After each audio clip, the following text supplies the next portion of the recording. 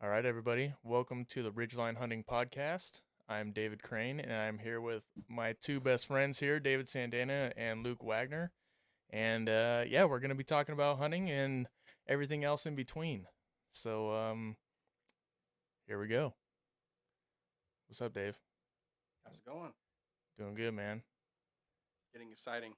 Thanks for having us on, man. Getting this thing started. Yeah, Luke's here from Tennessee, so he's back home for a week or so, and Thank you all very much for having me. Luke just moved to Tennessee. How long ago now? 5 months? 6 months, man. 6 months. July 2nd, we left. Yep. Had COVID. Slept in the back of the truck for the first day. Yeah, I remember that. It's terrible. You're just say he's in a ball in the back seat, just lying there. Pretty much how I went. Yep. I was like, let's get us there. I can't do this anymore. How far is that drive? That was 3 solid days. It was terrible. It was the worst thing ever. Bad enough I left 2 vehicles here. I wasn't doing it again. We had cats. Decided to give two cats away. I wasn't going to drive them either. Left the tractor. Left a few other things too. I was like, I ain't doing it. I ain't going from Washington, Tennessee again. Yeah, That was awful. That's funny. I remember you drove from you moved to Florida previously, 20 years ago. About 20 years ago. 04. Yeah, 2004, 04. 2022, so 18 years ago. Yeah, so I was 2.5 hour drive. I was hallucinating, man. I was seeing deer and antelope on Wyoming, going, what the hell's going on around here? Yeah, you and another friend of ours drove down there. You brought a dog and a cat last time, and so this time that wasn't going to happen. No, we brought cats and dogs back to Washington. This time I was like, you listen to a cat scream for 5 days, you don't want to hear anything else ever again. You want to chop your ears off. I can see you now, like pulling at the rest stop and walking this cat on a leash. I was trying to give it away. It had a take me on free sign on it. Tie a nice balloon to its collar. Should have just took the collar off and left it. Yeah. You know, my wife wanted to take the cats. You gotta bring my cats. I'm like, you don't even know what sex they are. How close are you? You had like 7 of them though. No, 5. Oh. Yeah, 2 died on the way back. 1 died a week before that, and then we had 2 left. I was like, nah, we're gonna give those to the neighbor. Well, just to be fair, these aren't like house pets. These were Barn cats. Yeah, barn Yeah, cats. They all lived barn cats. outside. I mean, these are the nicest barn cats you ever had. They climb on your lap. You gotta feed them treats. I mean, but they eat mice, and they're barn cats. You guys had a farm, so I mean, the cats were a tool of the farm, keeping the mice down from getting in all the feed and all that other stuff. Yeah. And Yeah, my daughter does a great job training barn cats. We have 2 new cats, and they want to go in the hot tub. yeah. They go in the shower with her. so needless to say, as soon as you come outside, they're like 2 wild dogs that just attack you. And it's like, Jesus Christ, what are these things? They're just cats. Get them out of here. That's funny. Yeah. Well, I've been a Washington resident for almost my whole life. I moved away briefly when I was a teenager. Moved back. I've known Luke my entire life. I've known Dave longer in my life than I haven't known him. So about 24 years now. Something Since like high that. school, and I just turned 40 this year, and I don't have quite the excitement with the animals and barn and animal farm life as Luke does, but we're all integrated with each other, and we're all good friends, and we do everything together we can, whenever we can with family, and that includes our hunting seasons and birthdays and anything like that. So. Barbecues, kids get together, sports. Yeah, man, we're real close. We've become really close together the last few years, and part of that closeness is our hunting and gathering together and camaraderie. Now our kids are of hunting age, and we've gotten them involved and become really good friends. And so it's been really good to watch our friendship and our family relationship evolve and grow. It's been awesome. Yeah, definitely. And all of our kids are similar ages, so that makes it easier, and just I know a couple of times all the 3 of us have stepped back and just like, man, look at what we've done. We're creating a new generation of hunters. So, for me, I didn't grow up hunting. I had nobody to like train me on hunting, so you guys have actually done that for me. And that's just a brotherhood that can't be broken. It's been special, definitely. Yeah, for sure. I agree. Yeah, Luke grew up hunting, and I remember when we were younger, he got a BB gun. You know, the couple of the neighbor kids, they started getting BB guns. So eventually, I got a BB gun.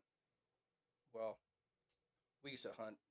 We were probably 8 or 9 years old, hunting birds. Right, everything that had anything we could shoot. You know, we got pretty good shooting birds. So we actually hunted the birds in our area to extinction. well, it's actually funny. So the kids always bring this up, like, hey, Dad, remember that time you guys shot all the squirrels? You guys went out and couldn't find any squirrels. I was like, yeah, that's how we learn about conservation. Yeah, go shoot 1 or 2 squirrels and let the rest breed. Yeah. You don't need to shoot 20 in a day. Yeah, we don't live in an area where there's a lot of squirrels, but the ones that were there weren't there very long after we got those. we literally were tanning squirrel hides when we were like 11 years old. That's super fun, man. Yeah. Come home from school and got the BB guns. Let's go. I remember one kid, we shot a crow, and he goes, hey, if you take the foot and you cut it around this, you can pull these little strings inside and the feet close. So we started doing the tendon pull inside their feet, and their feet would close on stuff, you know, like a little grabber, almost like a tool people have that can't reach the floor, you know. Yeah. So we have fun that way. But we went on from the squirrels and birds, and ultimately we ended up at the bottom of the barrel looking for snakes. we had a snake round buckets. Yeah, we had buckets of it. We had a bucket full of snakes. And I don't remember how we got onto that, but we didn't have anything else to look for, so that's what we ended up doing. Well, I remember that same kid that had the crow tool. He was really big about not killing anything you don't eat, and we all believe that now too, right? Right. But at Should first, we name drop him? No, not yet. Not yet. We got to ask for permission first. But just bleep it out. We're out there shooting some birds. Probably we shouldn't have been shooting. We're 14, 12, 14, 13 years old. And he's like, I ain't shooting nothing I ain't eating. We're like, okay, well, that sounds good. So he shoots this woodpecker. Now, this same guy found a deer pellet and put it in his pocket to bring home to show his dad. He's like, Dad, I found a turd. Yeah. Well, what's funny was we got that woodpecker. All we had was Mountain Dew can. So we literally made a little fire, cut the Mountain Dew open, and he boils this woodpecker meat in Mountain Dew. And he eats it. He spits it out and says, that tastes like shit. He's like, all right, your turn. And we're all like, we ain't eating that. He's like, what? You had to agree. He's like, you just said it tastes like shit. We're 12 years old. Like, we ain't eating it. No way. Yeah, that was so funny. I remember another time one of our friends that got a catch 'em alive trap. That was the same guy, by the way. Same guy. Okay, same guy. We won't say his name. He's like, hey, I got this catch 'em alive trap. Is that skunk story? Yeah, it's the one. Oh, geez. Same guy. Yeah. So we're all in junior high. I think we're like 8th or 9th grade. So we had set this trap out, and I didn't go there to recover it, but Luke went. So he could take up the story from this point, but it's pretty funny. Yeah, and this catch 'em alive trap, we would catch a possum every single day. Well, one day we show up, 3 of us, including this guy, and there's a skunk in there. We're like, oh, God. Skunk in this catch 'em alive trap. And he's like, I want to tan it. And we're like, what? I was like, I want nothing to do with it. He's like, we're going to shoot this thing. I'm going to tan it. I was like, well, I'm going to go behind this stump. That's 3 times my size. I'm going to hide behind it while you guys try to shoot this thing. So they're trying to shoot this thing with a 22. And this thing sprang all over them. Like a sprinkler. I mean, it was everywhere. It was awful. Like, you know, you drive down a highway and smell a skunk that was hit 3 days ago? Okay, imagine shooting with 22 in a 20-foot radius. It was terrible. Yeah. Everybody's running. So, anyhow, our parents told us to bathe in tomato paste and try to get that acidic smell off of us. I think his parents told him to bathe in vinegar. So next 3 weeks we smell skunk spray and vinegar down the high school hallway. It was the worst thing ever. Yeah. It's bad. So Like pretty much, almost like a rotten Easter egg. so now I see a skunk and I want still nothing to do with it. That smell haunts you. Oh, haunts you for life now. Smell It's it on not. Well, I mean, it haunts everybody. It's like, ugh. Smell it on a freeway, and I'm panicking like I'm supposed to be a smoker. Like, I gotta get out of here. Yeah. So we've been hunting our whole lives, pretty much. I learned from friends. Me and Luke have hunted together ever since we were Long little. time. Yep. And I remember when you got your driver's license and got the was it 88 or 89 89 Chevy pickup. S10. Yeah. Oh yeah. We were bombing out in the woods by Mount Rainier and everywhere else, and looking for. Started out with deer, and then went to elk. Mm-hmm. Graduated up, and just kept on progressing. Well, from then there, we also went from rifle to archery. yeah. When You know. when did you guys switch to archery? Because that's primarily what we hunt now is archery. Well, I think that's really all we hunt. Really, I mean, sometimes we'll take a rifle and go bear hunting. Bear hunting, yeah. But That's, as a collective group, big game hunting, we're archery hunters. Our Yeah. kids are rifle hunters, modern firearm. I'd say probably I hunted 14, 15, 16-ish rifle, and then we all kind of decided to go to bows at that point. You know, I think it was when we could actually get to an archery range, because I remember when we were younger, there was like a little neighborhood. Actually, Luke owned it. I think Cody, your brother, might have owned it. This little compound bow, and we would actually. is that the same one you shot me in the back with? Maybe your brother did that. Oh yeah, another Yeah. story later on. But this thing wasn't like very powerful, and there was a little tiny, like a 1-inch thick foam block with two peg legs on the back. So we'd fling arrows, but I think we got serious when we were able to transport ourselves to a range. And you worked at the range. Yeah, pull skeet. That was awesome. Great first job. Yeah, Tacoma Sportsman's Club in it's Tacoma now, but it was actually in Graham, and so you worked there, and that kind of opened the door for all of us with the walkthrough course in the flat range, and That was a lot then of fun. back then we were sitting looking at the Cabela's catalog and the PSE bows just drooling, so that kind of started it. The RTH, ready to hunt bows. Yep, Packages. RTH. Yep, Yeah, RTH. $349. And still same price today. Well, and you guys, yeah. It's a great budget bow. Get you into hunting. That's all you need to Yeah, get. that's Rips right. the shoulder off and everything. Yeah. But and then you guys have known Perfect. each other a lot longer than you and I've known each other. But Yeah. so you guys know each other through school and Mm-hmm. Yep, through school. We went to high school together, and then, to be honest, I started hunting with you guys in 2012. My That's awesome. first time archery hunting. So you got it 2 years prior to that, right? Yeah, I did 2 years rifle hunting. So I've been hunting this is going to be my 12th season coming up. So not very long. But I don't know. When you come in as an adult, you don't have time. Really, time's against you. So you don't really have time to like feel out everything. Can't take it slow. For me, I think you gotta dive in or not do it. Well, I think it's easier to do that when you have people that have the skill set and have already kind of learned some of the things. It's like going to a different state. That's been a really complicated thing, going to a new state, Yeah. trying to learn the new rules. And everyone's like, oh, it's so easy. Kill 6 deer. It's great. I'm like, well, that's not really what the regulations say. I think I'm reading this a little differently. I better call a game warden. Yeah. Because I just don't know. And so same thing when you're getting into any sport, hunting, fishing, football, baseball, you just kind of do initially what you're told to do. And you trust the people you're with that they know the rules and they're going to take care of you and guide you in a good direction with that. It's not going to put you into a position of breaking the law or the regulations. Yeah. And then you start to learn those regulations and rules, and they evolve every year. Some changes usually, but you hunted 2 years, you got a deer, right? Yep. You got a muley. I got my second season. My first season, all I had was a deer tag because I didn't know what I was doing, and I didn't feel like my skill set was at the point to where I wanted to hunt elk. Just because if I was to drop an elk, I've never gutted anything, so I was just like, well, I don't know what the heck I'm gonna do. I'm gonna start small. So I was like, I'm just only gonna have a deer tag. It went pretty well. I was on deer. It just never got a shot on them. I hunted in an area where I used to go dirt bike riding, and they shut it off to motorized vehicles, and I would see deer all the time. I actually hit a deer with my dirt bike when I was younger. So I was like, I know where there's deer. I'm going to go out there. So the second year, I was, I don't know, hunting for 15 minutes. I got to my spot at dark 30, waited for the sunlight to come up, and I'm checking the time. Like, okay, is it shooting light yet? Is it shooting light yet? Boom, it's shooting light. Deer walks up. Was like, oh, that's a buck. Boom, shot. Over. I was like, well, that was easy. I was like, well, there's got to be. This is way too easy. Rifle hunting's too easy. Which hunting is not easy in general. I mean, I got lucky.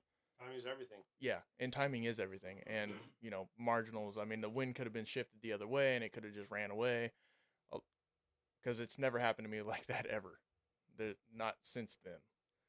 So, I talked to Dave. So I think Dave actually did my rifle rounds that year that I hunted when I was hunting rifle. And he was like, oh, you think that's easy, huh? You should get a bow. Yeah, the 300. You shot that deer with a 300 Win Mag too. Yeah, and it was a spike. That same one I got from you? No, a Okay, different one. different. No, yeah. So it blew it to smithereens. It was pretty gnarly, but it was a good shot though. I mean, I didn't really waste any meat or anything. So, but yeah, and then in 2012, started archery hunting, and we've been doing it ever since. I mean, yeah, I think the only time I take my rifle out is to bear hunt, and that's pretty much it. Yeah, unless we go, coyote hunting or something like that. Right, intentionally not looking for deer, elk. We're looking for one of those animals we don't see as often: bear, cougar, coyote. We pretty much strictly only hunt deer and elk with archery. Yeah. But I tell you, man, a lot of people ask me, like, why do we hunt with a bow? And I just tell people, once you get close enough to a wild animal where you can grab its muzzle, what's the point of going to rifle and snipering them? No, there's we're definitely not starving. There's food in the grocery stores. Yes, we want to harvest our own meat. We want to have organic meat, but it's also the camaraderie of our friendship and our group and our family, hunting family. And then to get that rush. The first time I was hunting elk, I was by myself. I think I had Tuesday and Wednesdays off, and you guys had Saturday and Sunday off. And I was hunting by myself, man. I had this cow. I just heard an elk coming, and I ended up having a cow coming down the road and catch me in a little Douglas fir tree. Seeing my white in my eyeballs, she started mewing to me. Meow, meow. I literally could have reached up and grabbed her muzzle. She almost got ran over by a dude who was late, who came in on a bicycle, and it was just like, that's when I was like, that's what it's about. How close can we get? What's the experience like? If we get one, awesome. Most time we don't get one. I tell people we're great hunters, not super great killers. We get it. We've got our fair share of game for sure. But I'm just saying, we get in. The wind happens. You shoot a stick. You shoot a twig. You break a twig. It smells you. It hears you. It sees you. Because we're trying to get within that 50 yards or closer. Or someone else. Yes, someone else can booger them up. Yeah, I mean, totally. there's a lot of different variables that happen when you're out in the hunting woods. Right. But I mean, that's what brings you back to the next year. I mean, how many times do we go hunting and we see, like with our kids, we see animals from kind of far away, or if we're just scouting even, we're just doing a little nature walk, and we see them at 200-300 yards, like, oh, look at the elk are there. And we're envious, and we're like enjoying viewing them. Mm-hmm. It's not like, I can so smoke that right now. It's so easy. So easy. 300 yards, no big deal. But when we're archery hunting, it's like, dial it in. Get ready. How am I going to get closer? Yeah, got to cut the distance. That experience is amazing. Try to get them close. Yeah, that thought in your head of when you're within a range, you feel you can make a shot, and you're like, can I get 10 more yards? Yeah, that little bit extra. Yep. And that's where you start to challenge yourself. Yes, we've been archery hunters predominantly, and in recent years, something that's been kind of a passion of mine, and I know Luke and Dave as well as bear hunting and spring bears in specific. Yep, a lot of fun. That's some of to me, because I've never been a rifle hunter. I've never killed a big game animal with a rifle. Mm-hmm. So everything I've shot has been with a bow. We started spring bear hunting, and we got drawn for spring bears, and having that rifle, the first day I was like, this is just totally different. It's like you're out here for one thing only. It's not like when we have a tag we have a license, we have 4 or 5 animals we can go after with our archery equipment when we're out there. It's just now we only have the rifle. We can only go for a bear, and hopefully we find one. And it was just so different having that experience of that like single animal that it recreated the first feelings you have when you step out in the woods for the first time. Wasn't we're just walking, and if something steps out in front of us, we're good. Correct. Yeah, pretty It's much. like now we're looking for a very specific animal, preferably a boar, preferably a mature one. The laws here and the rules here are different, where it creates a lot of anxiety in Washington when you see one, because you rarely see them. You can't bait, can't hound hunt. So if you see one, you're on it, and you're hoping, and you're looking, you're doing your observation to make sure you don't see any cubs. But I shot one bear. It was a 2-year-old boar. We went black bear hunting, and I shot a 6-year-old sow. Mm-hmm. But I moved pretty quick. I wasn't like sitting there waiting to see how big she was. I was like, she's black, she's a bear. Okay, she stopped and she's looking at me. Yeah. Time to go. Yep. So I mean, it's definitely a different experience, and it was a lot of fun. And that's actually something that's been challenging right now, right? Because for Washington State. here in Washington, they have eliminated spring. For right now, spring bear is eliminated. There is no spring bear season, which is really weird for right because now. the population has been growing. Yeah. They went from a one bear tag to a 2 bear tag with spring black bear hunting. Now there's no spring black bear hunting. Mm-hmm. There's still 2 tags. There's no baiting, no dog hunting.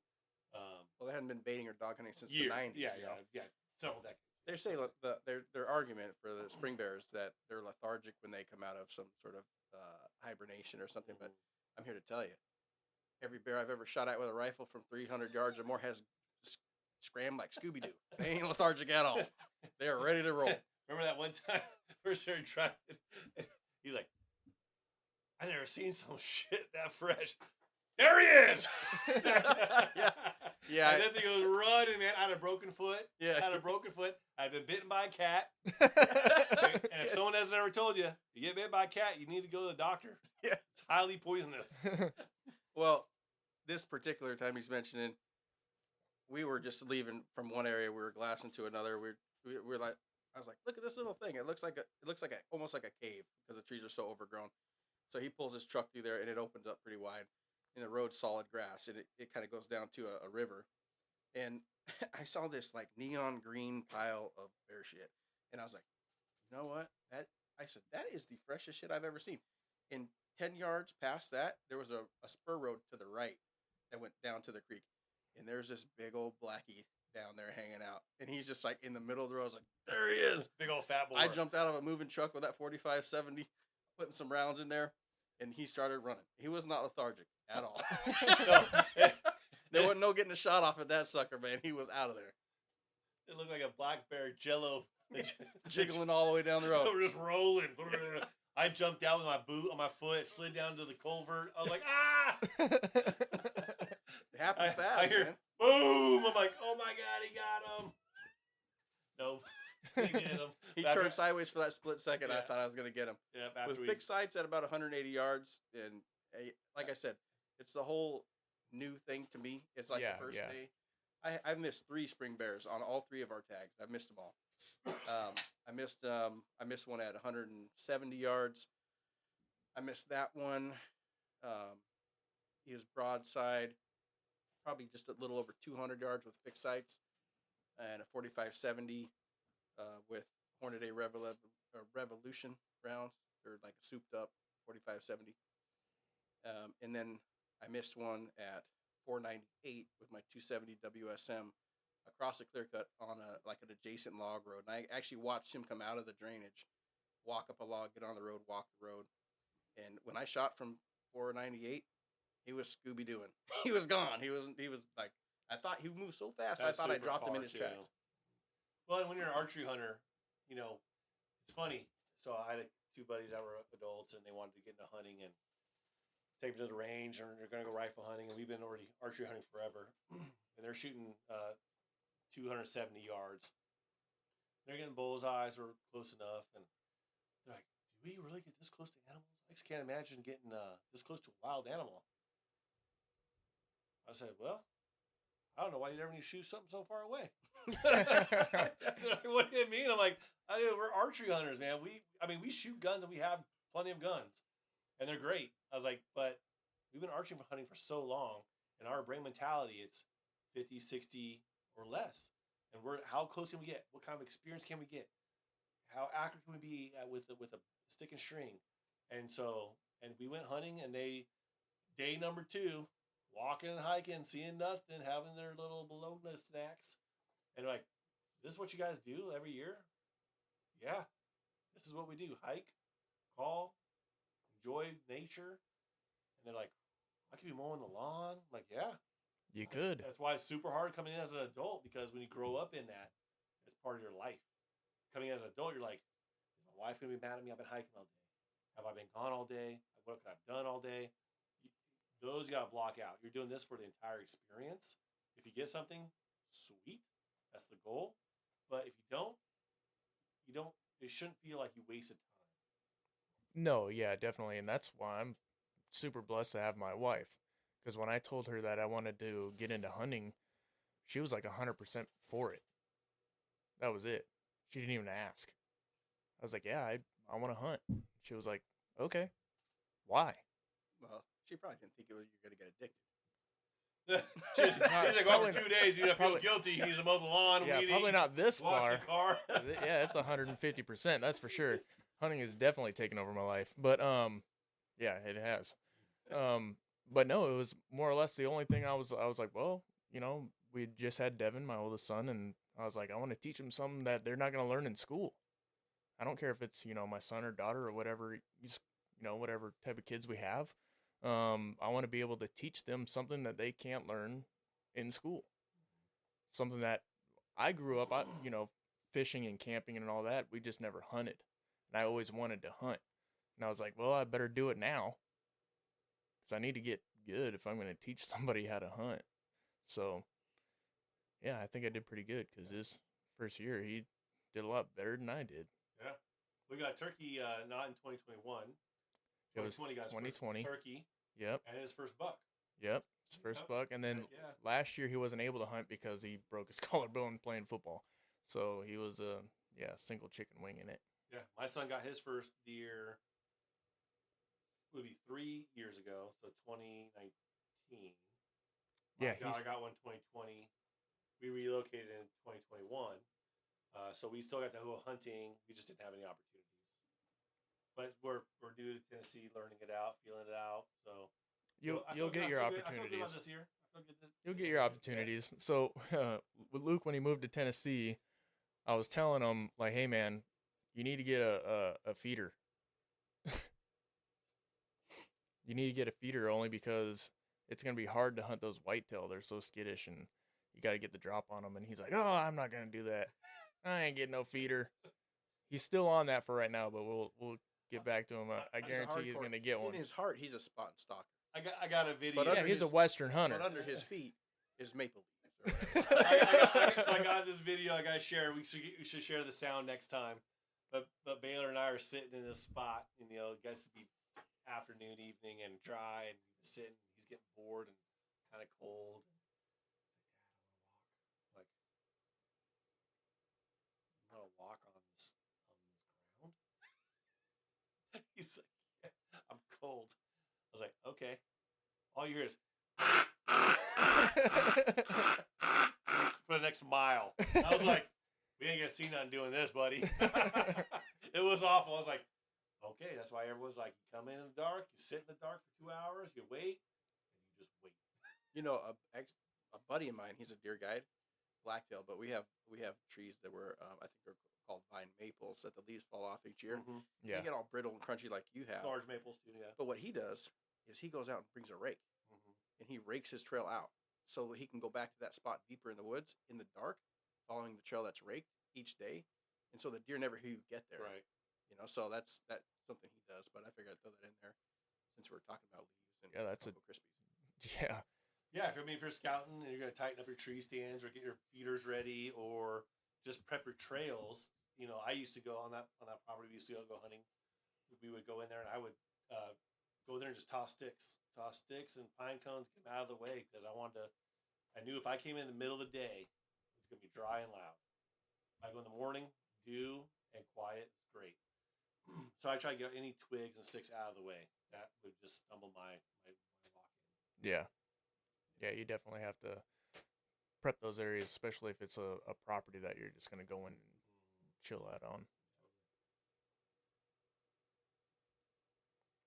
What's up? We're done? Oh, we're not done. Yeah, we're done. Luke is done. I gotta get ready to get out of here. Luke has got to go. 9:53? Yeah. Luke's got to go and pick up his kids and his I wife. gotta go. Well, we can continue. We can let Luke go. Dave's like, we're gonna. Hey, thanks for having me. Appreciate the opportunity. It's fun. This was fun. Yeah. It's fun. Yeah, It we're was gonna good. have Yeah. you on from Tennessee. Before you be go, able to call in. what are you looking forward to? What are you looking forward to in this? Are you like And what? in this experience? What's something that you? Oh, would I look think forward this to? is, honestly, I think this is a great way to help support Crane with branding Ridgeline Hunters, Ridgeline Hitmen. I think it's a great way for us to bond and continue our relationship while I'm away and still stay in contact with each other, reliving those memories. I mean, and really at the end of the day, we're going to kill something, we're going to eat the meat, we're going to divide the meat, it's going to be gone in months. And so this is another way for us to stay connected about with our stories and our memories. And also, I think it'd be great, too, to bring our kids in so they also have that not online relationship, Yeah. video games. But, hey, remember that time we were turkey hunting and we had this gobbler going, man, and McKenna and Baylor are getting ready to go, and all of a sudden you hear, boom! And Dave's kid gets one above us. And we're like, holy cow, we're just having snacks down here. Yeah. So I think it's a great way to, one, to share our experiences with people, relive our experiences with one another, and to keep our kids and us connected.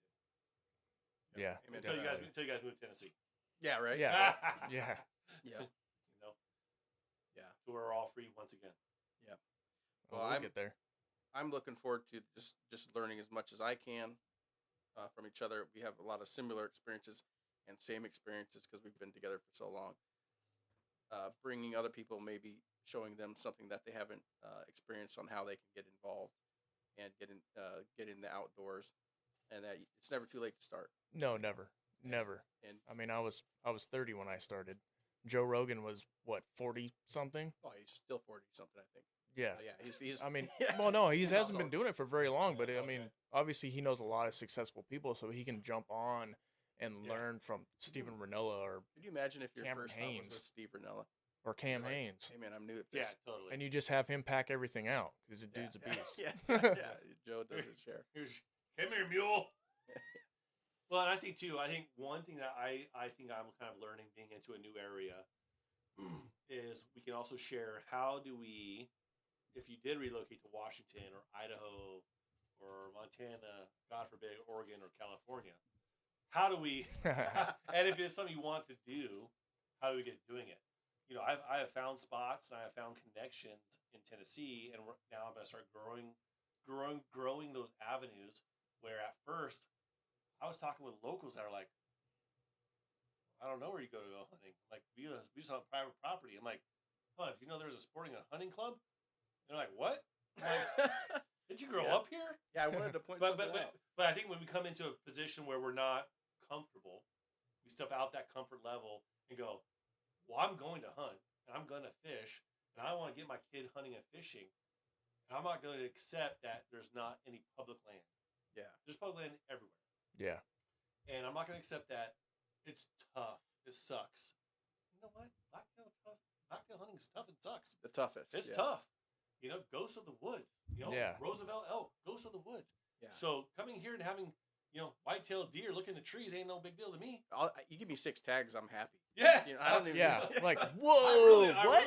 really don't want one or two. All that says to me is potential. That's it. And so I'm really looking forward to this next year being our actual second year, actually having some different tangible connections where we can give our kids an opportunity to explore nature.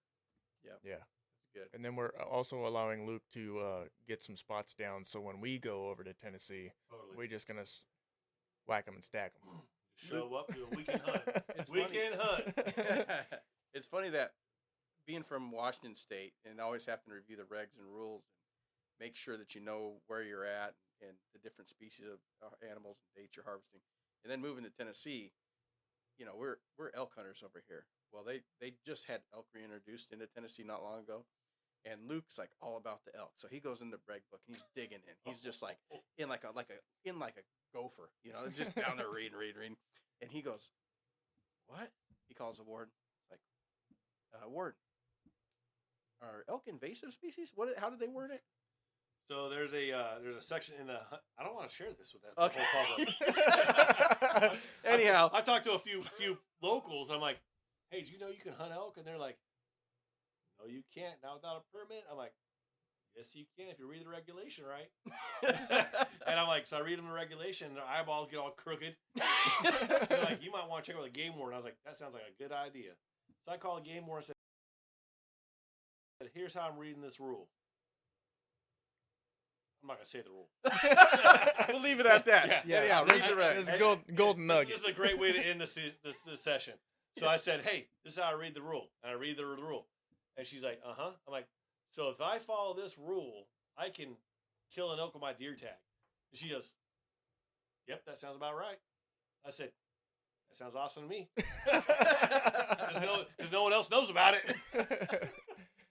That's That's great. All right. So now we get everybody from Tennessee to subscribe to the podcast, and then they'll learn the rule, because we're going to say that in episode 100. Episode 100, we'll be giving away the golden nugget. That's right. That's right. But you gotta subscribe, you gotta share, you gotta hit, you gotta like, you gotta love it. I like that. All right. Yeah, we're gonna Hit it, keep like going. it, love it. Got it. Hit it, like it, love it. It's like being married. We can cut that one out. I like it. Keep it. All All right. right, Dave. Luke. You guys gonna keep going? No, I'm good. We We're good? We're gonna call it a night. You got to pick your family up. Yep. Bam Bam's coming from Tennessee. Yep. All right, Luke. All right, See guys. you I'm gonna- tomorrow for dinner. Yep. Yeah, man. All right, you guys. Yeah, that is our podcast for tonight, and we're gonna catch you on the next one. That was some good Get them close.